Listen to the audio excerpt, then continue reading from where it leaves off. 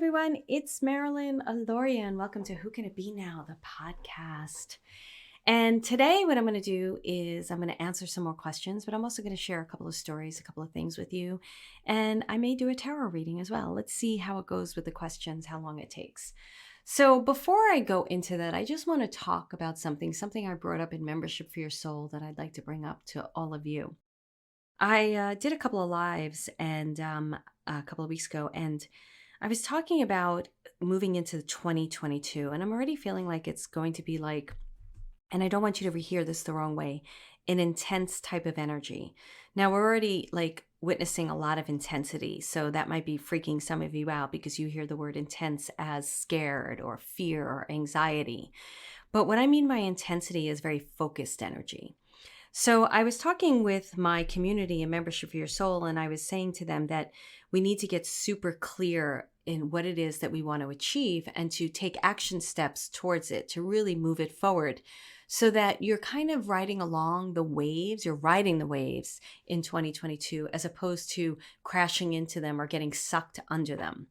So I want you to really think about what it is that you would like to achieve. So another thing that we did in Membership that I shared with Membership, I was putting together the SAS experience videos. So I'm working on the SAS experience and putting together the videos, and I was putting together Synchronicity Part 2, and I started sharing my own personal story about how synchronicity worked in my life and how I moved up here. And I was going through, I was like, you know what, let me get a couple of pictures out of my picture thing on my Mac to add to the slides, just to add some personal touch. And as I was going through the pictures, they were chronological.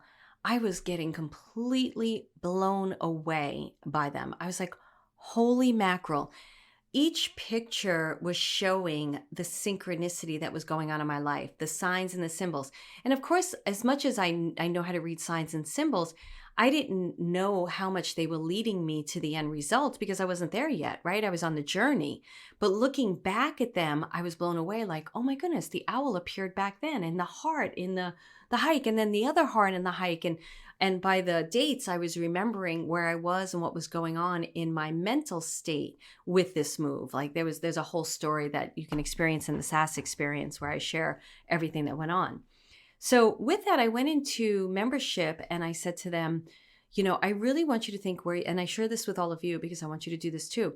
Think about where you are today, a goal that you may have achieved or a goal that you may be close to achieving. And go into your pictures and go into chronological order of your pictures and look at the journey. Go back a year or two and look at the journey you went on to get where you are today. And you're going to be quite surprised, I feel, by the choices you've made and the things that the universe was showing you. Well, you'll remember certain mental states and how you shifted a mental state. Like at one point, I remember feeling crushed by a presentation I did, and I was told that something wasn't going to work. And when that was said to me, I was like, oh my goodness, I'm not going to be able to leave LA. And I sat down in the chair and I just started bawling my eyes out. And in that instant too, I said, okay, well, we've got to shift. We got to change it because look at how much like at that moment, I realized when I sat down and cried, how badly I needed to leave LA. Because I didn't realize how badly I needed it until someone said that it may not work. And I sat down, I was like, I can't do it. I can't stay there. And that was a catalyst, a catapulting moment into the next choice I made. I went into solution-based thinking. So I want to invite you to do that with yourself because I feel like what you'll do is you'll find out like, wow, the universe really does support me. Synchronicity, the way I teach it in the SAS experience, is not about just good fortune or luck. There's a lot to it. And there's a lot of information that the universe is constantly providing us. And it's how we're reading the information, choices we're making in the moment, things like that. So I would invite you to do that because I want you to celebrate yourself for where you're at and where you came from, because too many times we're focused on what hasn't appeared yet. And if we focus on, wow, look at what we've done to get where we are, even you may want to change some things. You may be like, you know, I did make a mistake there, or I'm not making great choices here and I have to do that, or I promised to leave my job and I'm still in it. It's going to reawaken something in you that I think is going to be very beneficial as we're moving towards the end of this year into 2022. Okay. So what I'm going to do now is I'm going to go into the questions and read some of the questions. And answer them. And I would like you first, before we do that, to think of your own question. Now, a lot of these questions are questions about psychic ability and opening up, and they're really some cool questions. But usually when I do this on membership, what I have people do is I have them pull out a piece of paper and a pen. I have them think of a question that they have about their own lives. And then anything that I say that resonates with them, hits their heart, feels right, I have them write it down. And by the end of the call, they have a reading for themselves. And many times people are like, oh my goodness, I didn't even know I had that question, and I have that, and that got answered, and it's great. And it moves them into the next level of living. So I'm going to answer some of these questions. But at first I want you to really be active with me. And even though I may be answering like a question about scrying, what scrying is, or how to get into a certain type of energetic, I want you to just listen to the advice and write it down. Especially out of context, it's a really cool exercise to do, because you'll be like, I don't know what blah, blah, blah's question has to do with my question. And then, but I'm telling you, before long, you're like, holy mackerel, at the end, when you read it, you're like, that answers it. Or it gets you into the next phase of your life. It moves you past something and helps you to think about things differently. Like I said, we do this all the time, and I even do it on Jennifer McLean's membership. I gave it to her, and she's like, we use it all the time. It's amazing. So that's what I want you to do. So think now of a question you may have. Everybody take a deep breath.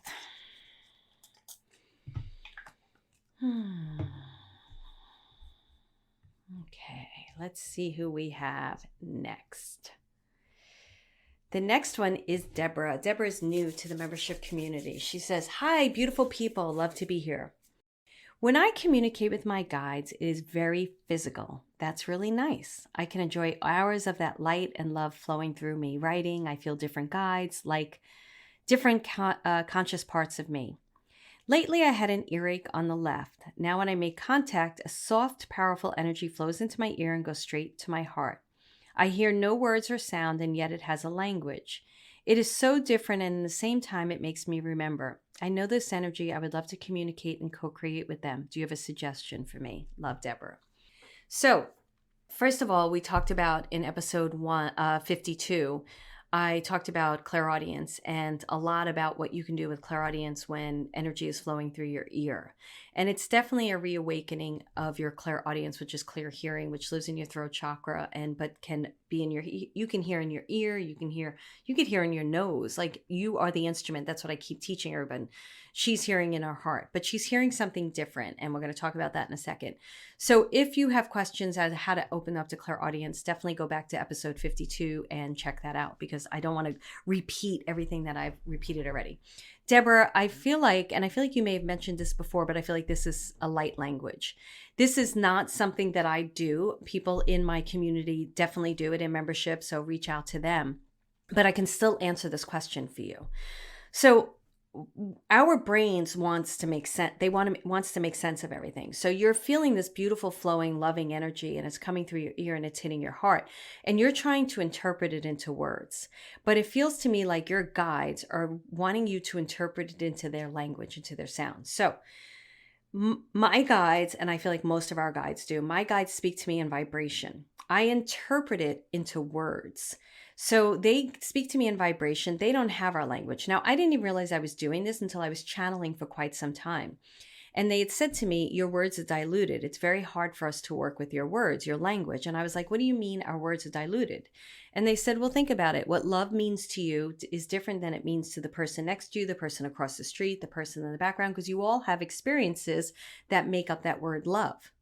So your language is diluted. Yes, you can go to a dictionary and read the definition, but you still have a personal experience for that word. So they let me understand that they were speaking to me in vibration, and that's why it was so important to develop my symbolic language of my soul. And when I developed the symbolic language of my soul, because they speak to you intimately to you. Deborah, they're speaking intimately to you. My guides speak intimately to me. And they use my life experience for me to understand what they're trying to communicate through vibration. And then I interpret it in words. I feel like what's happening to you is that you're not necessarily meant to use words, but you're trying to figure it out in a logical way. So what I invite you to do is to flow with the energy. And you don't need to wait until it happens again. You can use your memory as to what it felt like. and then just make sound. Allow sound to come out. And I'd also like you to use your hands and your body, because they may want to use the vibration inside your body as well. So use your hands, use sound, just let anything come out. I would draw the flow. Color is so important because our souls are not, for me, they are not made up of words. They're made up of like music and sound and color, right? Again, we dilute with language. So I would invite you to just let that energy flow in you. I would say right now, close your eyes, feel it coming through. And everybody can do this, whether it's Deborah's experience or anybody. You could feel the energy, and you can feel the energy working into your heart, and then see if it wants to go down your body, and you can move around with it. And then as you're moving around to it, you want to make sound. And I would like you to use your hands and your body first, because I feel like Spirit wants me to invite you to do that. Because right now, like if I was on a video right now, you would see that I'm taking my fingers and I'm moving the sound out of my mouth. So I'd like you to do that. I'd also like you to fill a bath. Get under the bath where you're covering everything except your nose, right? Because you need to breathe. And I'd like you to feel the flow of this energy. And then I'd like you to make sounds out of your mouth again. I feel they want to bring through you a special language for them. So, because that's what we call it, a language. And they want you to get out of your way of thinking and just really play with it and be with it. So I really would like you to do that. I feel that you will enjoy it completely, and I feel you will learn a lot from it. I did it. I had vertigo once, and I went into the bath and I submerged my whole body except my nose. And then I just allowed sound to come out, and it balanced my body. And I feel like you're going to find a really fascinating way to be with your guides in this way. Okay. Vicky. Hi, Marilyn. I've been enjoying the podcast. Thank you. You're welcome. My question is about spirit guides. Mine come through as characters I love from a movie. I love this. I'm going to tell you why I love this, Vicky, before I read the rest of your question. When I first started opening up to my guides, my guides weren't scary. The first guide that came through was a gnome. But everything, deceased people coming to me was a little bit unnerving. I didn't really love it, to be honest with you, in the beginning. I was fascinated, but didn't love it, didn't understand it, thought it was my PTSD, and then realized it was deceased people coming in. And I remember going to one of the first mediums I worked with, and she told me that somebody that she knew had animated characters because she could not handle physical beings, right? Sometimes we're like, you go into I know for me, I'm very sensitive to space. I'll go into a hotel, and I used to be like, I don't want to see it. I don't want to see it. My mother used to say that. She'd be like, I don't want to see it. I don't want to see it, because I knew she had it. But like, she didn't realize it. Like, we were both like afraid of the basement because we knew there were things down there that go bump in the night. And she'd be like, I don't want to see it. I don't want to see it. So I feel like for you, your comfort zone is these movie characters. And it doesn't matter how they show up. That's where I keep stressing the fact that we're our own instrument. And just because everybody out there that's a famous medium or whatever you want to call them doesn't do it this way, does not mean that you're doing it wrong. So I would like play with that. I would be with that. Who cares? One of my best guides is Sal Mineo. He taught me everything. That's what my next podcast is going to be about. He didn't teach me everything. My guides taught me everything. He got me to believe in myself. And then he taught me stuff. So what do I consider in terms of their message? So this is a great question. So I'm going to read her question again. My question is about spirit guides. Mine can come through as characters I love from a movie. For example, what do I consider in terms of their message? Is it from the perspective of the character of the movie, or is it just so that the guide is familiar and I'm comfortable with them coming through this way? Thank you if you get to my question. It's both. You want to look at everything as information, and you'll know if it falls flat if that's not what it is. So say Cary Grant came through, right? I can't think of a Cary Grant movie right now. Pillow Talk, I think, is a movie with Cary Grant, with Doris Day. I don't know why I'm going old time, but I am. And Cary Grant came through, and I should probably think of something. But anyway, you would want to think about the scene if that's attached to it. Like if you're seeing Cary Grant in a particular scene with Doris Day, and they're having a fight, but it's really because they love each other and they're sexually attracted to each other, but they're having a fight. You want to take that information and look at it and say, okay, what is that trying to say to me in my life right now? What do I feel about that? But then you also want to take the guide and say a particular movie character comes to you. work with that guide separately. Say, what do you want me to know today? What's your favorite color? Play with them. What do you think about that tree outside my window? I don't care if they don't answer you. Just play. We can get into conversation with them. And by getting into conversation and also looking at the information, you're going to get into a better understanding of how these guides want to communicate with you. So in other words, you're not putting a period at the end of the sentence. You're doing my ... technique, which is investigation work, right?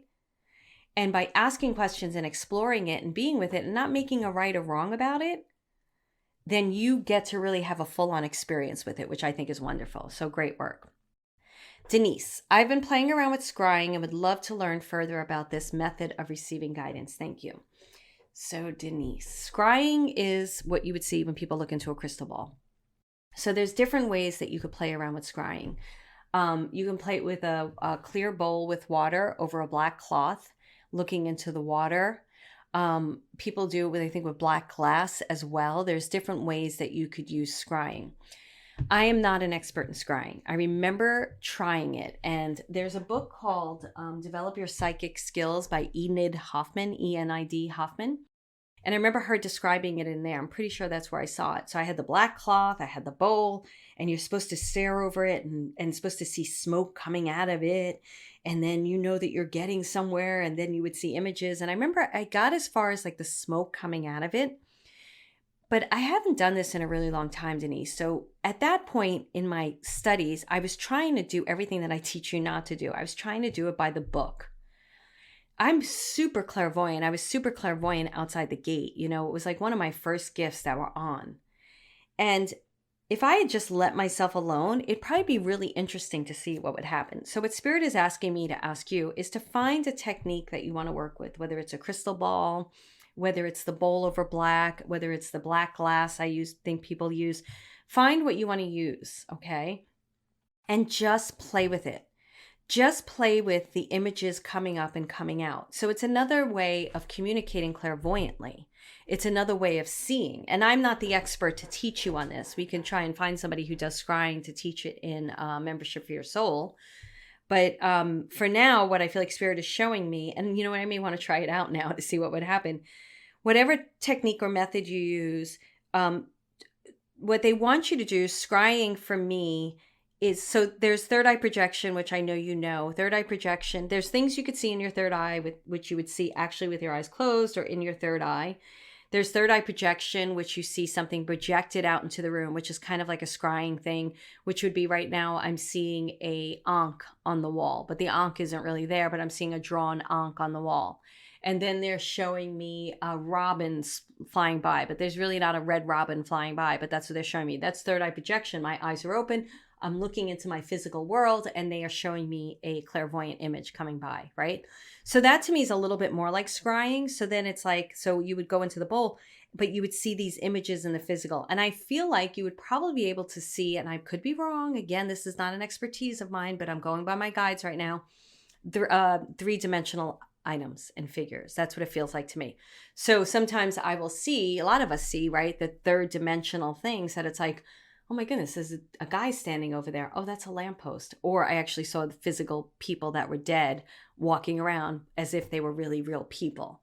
So I feel like I just want you to play with it and allow it to be with you. Don't try to get, like, definitely maybe read up about it a bit, try some exercises, but don't get too in debt. I feel like your water is going to be really good for you to work with scrying. So play with it and see what happens. And play with it in a bath for some reason. I don't know why, but they're suggesting that, like some type of water, even the ocean, like pulling the water out, but you look beyond what is in the depth of the water. You're looking differently. For me, scrying is like a whole, I feel like it's a great way to open your third eye because it's a whole other way of seeing. So we're not seeing, like our eyes are open, we're looking at something physical, but we're not seeing the physical thing. We're seeing beyond that. So that's what I feel like it is. And because I feel like I do that clairvoyantly anyway. So now now you're getting me interested in wanting to play with it again because I'm like, I bet yeah, that would be interesting. Okay, Nancy. How can I expand that gut feeling when you've thought that someone is going to cut you off in traffic? So you're ready, and then they do. You know it's a feeling or a protect or advanced warning system. How can I see, expand to become more aware to experience these feelings or movements of higher power, advice, and intervention? Well, Nancy, I have one simple answer for you. Join Membership for Your Soul, and you will learn how to use your gifts. Okay, that was my little sales pitch. Since I don't have advertising on here, I'm going to be my own advertiser. Nancy, really, it is that simple, though. We're learning how to work with you, your instrument, and also doing it on a regular basis so that you're learning it and you're honing it. That's why a lot of people, their psychic gifts can be in and out, because if they're not working with them all the time or learning how to work with them, they're in and out. So with your intuitive gut feeling, the next time it happens, I want you to pay attention to things. Where is it sitting? Is it sitting in your stomach? If it was a color, what color would it be? How does it feel throughout your body? Is there a warning symbol beforehand? Is it a gut feeling and then a vision? Because sounds like, or is it a hearing? Are you hearing somebody's going to cut you off in traffic? Pay attention to how the information is coming into your body. Again, I'm going to stress your body's the instrument. Pay attention to how it's coming into your body. And then the more you start recognizing it, the more it'll happen and the more you'll act upon it as well. So the thing about intuition for me is I teach people intuition, and I have an old class in Membership for Your Soul about intuition. But the thing about intuition is this is my way. The way you learn about intuition is by going against it. So because it's such a physical tool in your body that you go against it, and that you're like, oh, there's that gut feeling. How many times do you have that gut feeling? You're like, there's that gut feeling, but I already said yes. There's that gut feeling. I said yes. How do I say no now?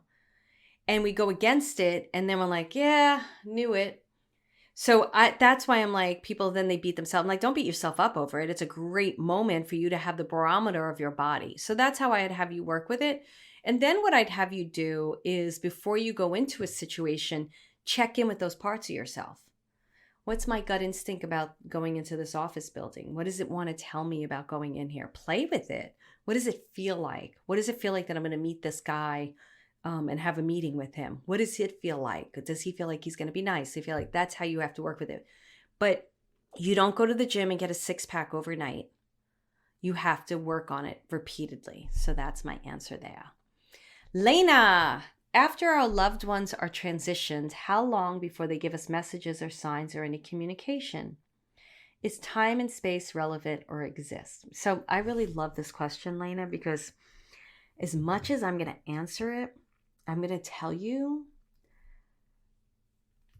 this is the answer that works for me. I don't know that it is a full-on the right answer. So I feel like, so this is what many mediums will not read people until after 3 months. The spirit is passed for 3 months.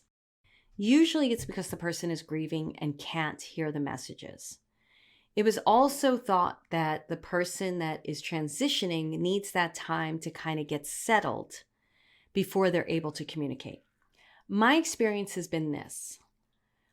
It depends on the spirit. It depends on how conscious they were on the earth plane before we can communicate with them in the afterlife. I do find that there's a period of time, about 3 to 7 days right after they passed, that they are still very present in this consciousness. So communication can be somewhat quick and easy. Now, if the person who lost a loved one cannot receive the information, it's usually too tricky to read them, because and this always happens. It's so amazing to me. And it's something I mentioned in the last episode about that friend of mine after a party was asking me questions about his brother. And I was like, I have to give him a message and I haven't given it to him yet. And he keeps waiting for his brother to show up the way his brother was. Like, he felt his brother and then he doesn't feel him anymore. And I'm like, well, they're working on the other side. So if you're expecting your loved ones to sound like they used to sound like, to be like they used to be like, they're not going to be. They may come in like smoking a cigarette or playing cards because they want you to recognize that that's them. But they're not still in that place. They're showing you they're having fun. So things they relate to in the earth plane, they're doing. So many times, like, a father doesn't want to be on the platform above you. They want to walk with you. They want to grow with you. That's why I have a different experience of mediumship, of talking to deceased loved ones, than I feel like other people do. I feel like there's other people like me. So I remember a friend's father coming through and I was like, he doesn't want you putting him on the the platform anymore. Like, he can't be higher than you. And this friend wasn't able to hear it because they were thinking already that they didn't, because they had a difficult relationship with their father. But no matter what, that hierarchy is established: father, son, father, daughter, you know?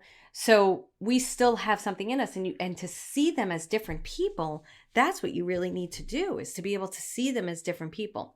So the answer to this question is, it depends on the person. I've had people that have passed who have come in as different consciousness, but strong enough that I could read them, and it hadn't been that long, because they had done so much work on the earth plane, or they were just accelerated on the other side. Then I've had people that I couldn't bring through because they are still doing work. Or then you have people you can bring through for a period of time, but then they go off and do work and you can't bring them through, and then they may come back. So for me, I want to write a book about this, but I'm not there yet. It'll probably be a couple of years.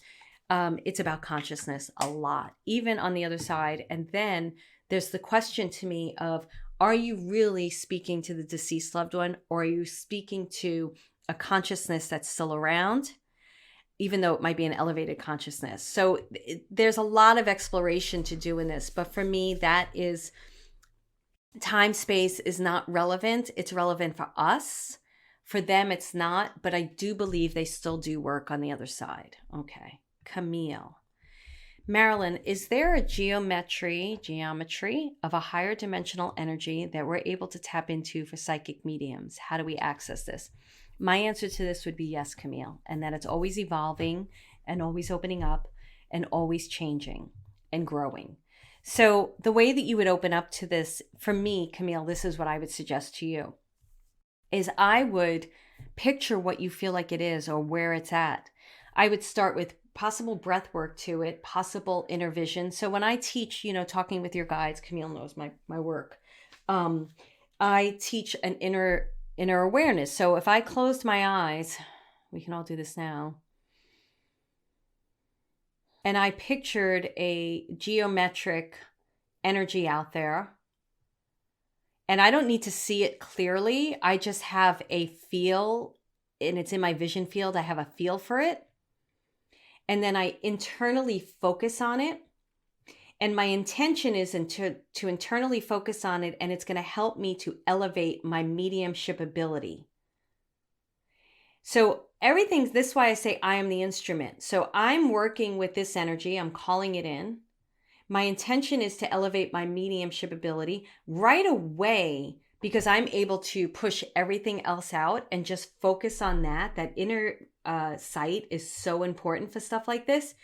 I'm able to walk into it right away. And then I feel cubes, and I feel different type of patterns, and I feel different types of metrics also in there.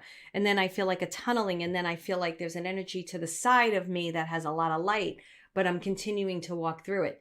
So my answer to you is to use your own capabilities to create it, and to not look at a formulaic way to approach it. This is a great question. It's already speaking to your heart and soul. Just do it, is what Spirit's saying. Access it. They said you don't need permission to access it. You don't need to wait for someone to show you, here's the door. Pretend the door is there. If you think it's a door and they gave you permission, say, Spirit, do I have permission to go in there? Oh, no, okay. Not right now. I need to do something. Okay, great. Spirit's like, Marilyn, we ain't going in there right now because you won't be able to finish this podcast. I'm like, yeah, dude, I got it. Thank you. So door's shut. But, that's it. So my whole thing with all this work is we're always empowered. We're always empowered to go deeper. We're always empowered to go more expansive. And we don't need the permission of anybody else. Now, there are people that could psychologically, so you want to ground, Camille, right? I feel like, I can't say I'm always grounded, but if I was to do that, I would ground. I would go into meditation. I would be in the intention. I may even draw it first and visualize it. I could look at the picture and go into it. I could draw it, just draw lines, and then close my eye and see it in my third eye, and then project it out and then go into it.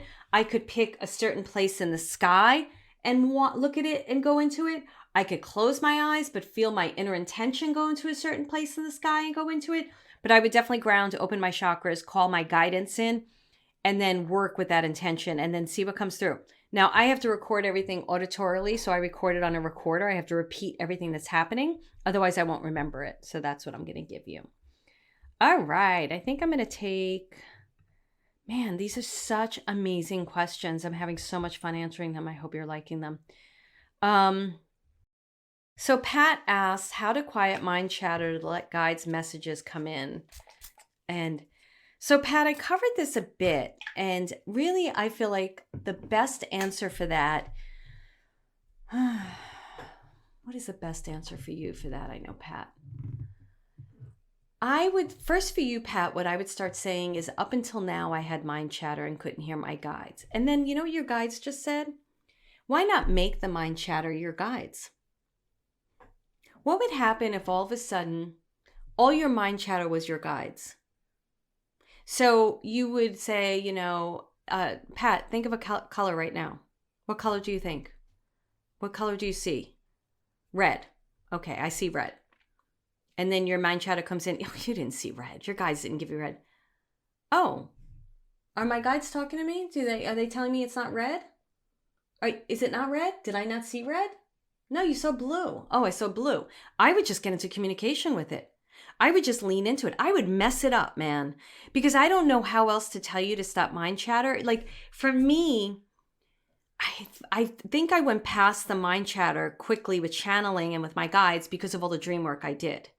And all the dream work required me to trust the first thing that came up. The other thing I'd have you do, Pat, is I would have you work with the different gifts. Clairvoyancy is clairaudience. I'd work with those two. And then I'd have you trust it for 30 days no matter what. But I would have you do it during a certain time and space. So say from 2 to 3 o'clock every day, you're going to work on it. Or from 2 to 3 on Mondays, 8 to 9, like say a half an hour a day, an hour a day. And I would go into that space and talk to your guides because I channeled, I feel it pretty much every single day in order to build this muscle and get it stronger. And then, of course, I had doubt. I put that mini me on top of, on my shoulder. I know I've shared that in past episodes. If you don't remember it, I don't know if it's in membership. I think it is. And if not, just hit me up in membership and I'll teach it in membership again. But I would put that little mini me on me and be like, am I manipulating? My little mini me, we had a deal. She'd be like, yeah, you're manipulating, or no, you're not. So you have to work with it, not against it. You're like waiting till it turns off completely before you hear your guides. And your guides are like, we're talking to you. We're talking to you through the mind chatter. But the biggest thing I'm going to tell you, and this is always a game changer for most people, is trust for 30 days. Just say, I'm going to trust for 30 days and I'm talking to my guides. I'm not going to negate it. Now, my question to you, Pat, because you've done a lot of work with me, how is the mind chatter showing up? So if you could hit me up in membership and let me know how the mind chatter is showing up, I'll probably be able to work with you even deeper with it and give you better suggestions as well. Great question. Thank you. Oh my goodness, I only have 2 more questions left. Let's get to them. Donna says, how do I shield myself? I've been extraordinarily sensitive to large crowds and negative people. Donna, go to my empathic class, use the coupon podcast, and you're going to learn how to do it. So if you go to MarilynAlauria.com, of course I'm going to answer this, but I'm only going to give you a piece of it because it's too big. MarilynAlauria.com, go to classes, look for the empathic class under the Live and Thrive series, put in the podcast coupon, and you're going to get an incredible class about empathic ability for a very low price. So here's the thing, Donna, there's different ways to shield yourself. And it's really great that you recognize this. And that's why the empathic class would be really helpful for you, because I go through a lot of exercises, because you have to know how you feel before you enter into a space. So before I go into a space, this is how I used to do it. I would check out myself. How am I feeling? I'm feeling good. I'm feeling energized. I'm feeling happy. I have joy. I feel at peace. And then I would go into a space, interact with people, and then I would leave the space and be like, how do I feel? Oof. I'm angry. I'm pissed off. Okay, did somebody say something to me? No. Oh, I was sitting next to Harry and he was angry at his wife. You have to start acknowledging also how you're picking up energy. Because if you don't acknowledge how it's happening or where it's coming from, you're always going to be, let me just protect myself. Let me just protect myself. Let me just protect myself, without the full understanding of how your body is working in these situations. So it's very helpful for me because I can leave a situation. I told this story before, what happened to me when I went into my friend's apartment that was haunted and suicidal, and there was all this stuff. And I left there and I was like, holy mackerel, man, I'm depressed. And I knew it wasn't me. And I called up my friend and I was like, what is going on? That place is haunted. And she's like, yeah, I know. I had the same experience with it, blah, blah, blah, blah. And she confirmed it for me. So I was able to say, now I get it. Now, there's different techniques to shield yourself. So you have to find which one is right for you. I'm going to give you my favorite one. I surround myself in pink roses. So I see myself surrounded in pink roses. You have to play with distance. Some people like things up against them. I don't. They're probably about 2 feet out from my body, 2 to 3 feet out. They surround me and it feels very loving, really great. And when I used to use this, so I would surround myself in pink roses. You have to ground too. You have to know how to ground and to breathe. But I would surround myself with pink roses. I'd go running in this park where I just wanted to go for a run. And there was always these nice gentlemen that wanted to talk to me. And sometimes I would stop and talk to them. Sometimes I was like, I'm too busy. I just need the run. And I'd surround myself with pink roses and go running in the park. And I would pass them and they wouldn't even see me. And I'd be like, this is really good. This is great. I'm protected and they're not seeing me. So play with things like that. You could put Archangel Michael between you and the person. When I get triggered on the tennis court with someone, their energy, I put Jesus between us. Just heal the triggers between us. It's not heal that person, make that person a better person, because it's not up to me to say who's right, who's wrong. It's up to me to understand there's an experience happening. Jesus, just heal between the two of us. So that is the stuff that I would give you, but I would definitely check out that empathic class. I don't think you're in membership. If you are, there's an empathic class in membership, another class that I did. Go check that out. Okay, sweetie. Dashka. Dashka's is more a little bit about a reading. As I'm stepping up and out to be more comfortable being seen as an intuitive healer, what does Spirit want me to know about building my healing practice that is abundant, especially offering distance healing? I'm ready to deep dive. You know, you said it in your first sentence, Dashka, as I'm stepping up and out to be more comfortable being seen as an intuitive healer. Let me talk about this second. When we're selling our own brand and when we're selling ourselves, how does that make you feel? Does that freak you out? Oh, I'm a fraud. How can I be selling myself? I'm selling these gifts. What story do you tell yourself? You really want to get clear on that because there's a lot of stories out there about selling these types of capabilities. And you have to see if you have any of those stories running rampant in your system. That's the first thing that Spirit's stopping me on. After you so you get clear about it, you may not be able to heal it overnight. You may have to go out and do the work, sell your services and see how it feels. Okay. Or you may get like what happened to me early on when I was dealing with, the Catholicism stuff and people would be like, Jesus didn't sell his stuff. I don't get that anymore.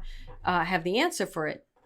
Jesus could turn 1 loaf of bread into 50 loaves of bread. If Jesus was alive today, I think he'd be a multi-billionaire tithing like 95% of his money.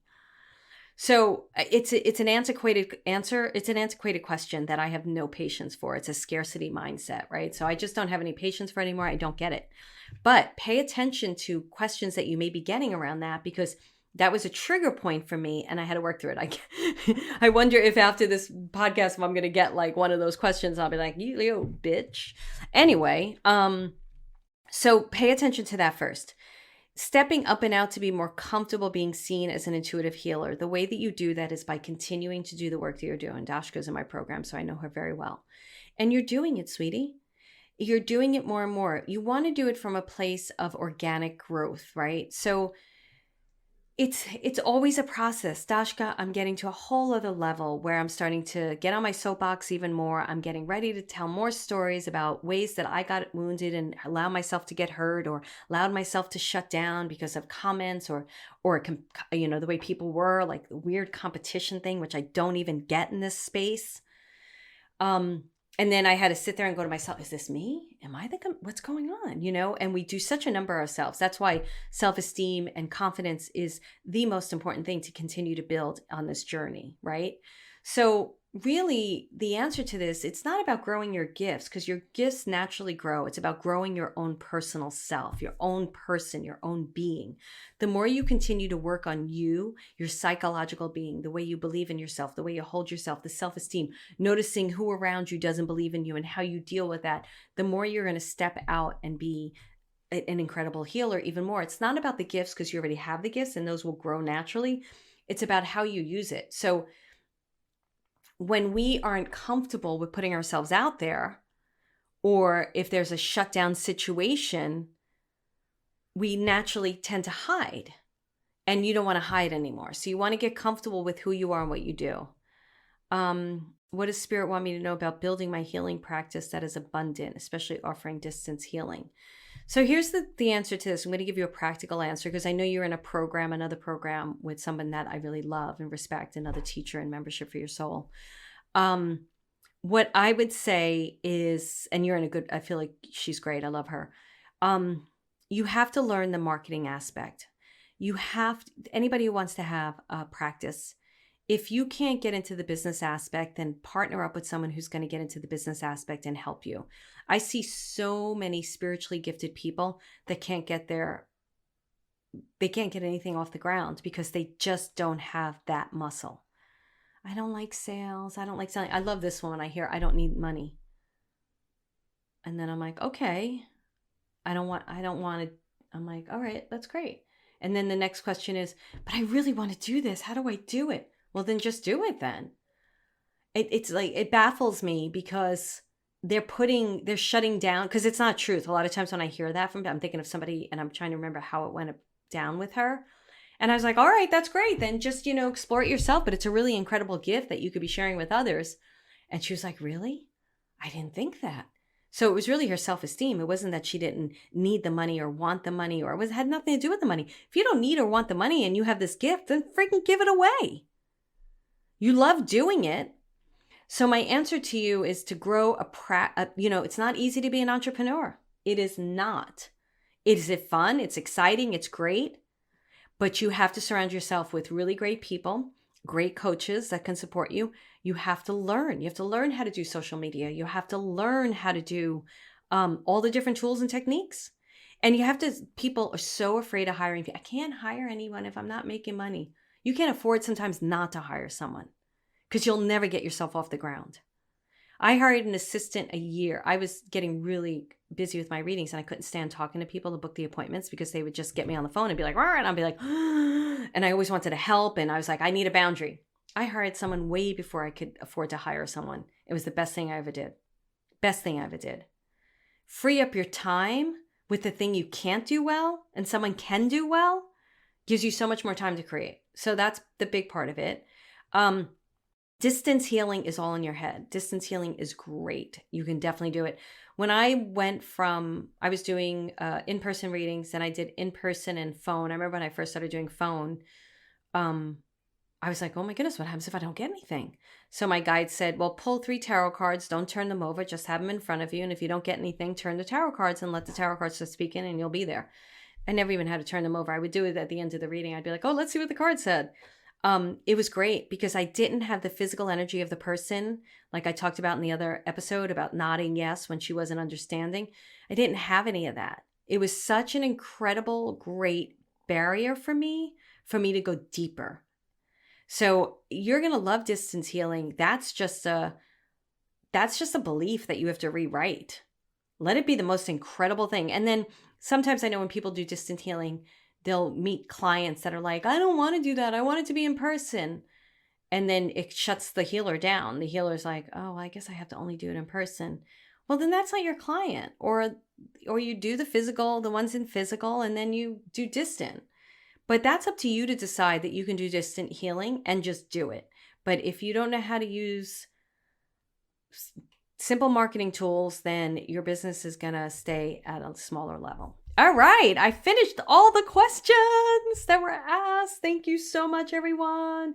Yay, yay, yay. So check us out. Check me out, MarilynAlauria.com. And remember, we have that beautiful podcast coupon that we're still offering for digital courses only, not for the live courses. But if you buy a digital course, you may see a little pop-up that comes up and says, hey, join us in membership for $1 for 30 days.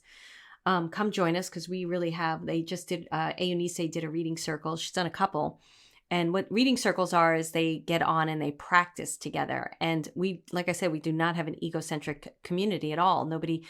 I don't come from that. I don't look at my community as we're all in this together having fun. Yes, I'm the teacher and the organizer of it, but they're teachers too. So she did a reading circle and they love it. They love it. And I love this new person went in and she was like, I was so new, but it was great. And it's so scary because you're doing like reading circles and readings, but we make it so safe and comfortable. The members do. They're the ones who run it. They make it so safe and comfortable. They add their own little twists in it and techniques and tools. And everybody feels really good. And then you come off empowered. Reading circles are the best way to enlighten your gifts, expand your gifts, because you shock yourself. I can't wait till I can do an in-person retreat and do some of the in-person stuff that I did with people when I was teaching in person, because it blows you away. You're like, how did I get that? I didn't even know. We used to put everybody would put a question in a bowl, fold up the page so nobody knew who it was. You would take the question out. You wouldn't get to read it. You weren't allowed to read it. You would hold it, a psychometry exercise, and you would do the reading on it. And then you'd open it up and people would be like, you'd be like, oh my goodness, I can't believe I just answered that without even knowing whose it was or what the question was. So it's really cool. So come check it out if you want. If you purchase one of those things, you'll get a little offer, a little invite. And we send you 2 emails to let you know, because it bills every 30 days. So if you want to cancel, we're cool with that. And if you want to stay on, we're really cool with that. All right. Remember to rate, subscribe, and share. And thank you so much. Sending you so much love. Have a great day or night whenever you're listening to this. And who can it be now? I don't know. Let's see.